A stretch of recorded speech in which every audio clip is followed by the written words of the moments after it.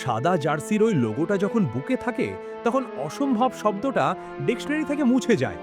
ভাই, ফুটবল দুনিয়ায় অনেক ক্লাব আছে, কিন্তু রিয়েল মাদ্রিদ এটা স্রেফ একটা ক্লাব না, এটা একটা ইমোশন, একটা জেদ। সান্তিয়াগো বার্নাবিউর গ্যালারি যখন গর্জে ওঠে তখন প্রতিপক্ষের বুক এমনিতেই কাঁপতে থাকে। তোমরা তো দেখছোই, কতবার মনে হয়েছে সব শেষ, রিয়েল এবার হারছে, ঠিক তখনই শুরু হয় তাদের আসল ম্যাজিক।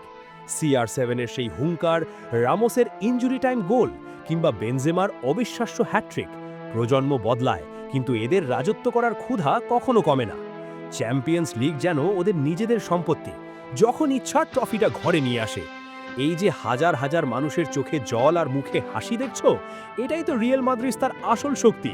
ফুটবল বিশ্ব শাসন করা যদি কোনো শিল্প হয়, তবে রিয়েল মাদ্রিদ সেই শিল্পের রাজা।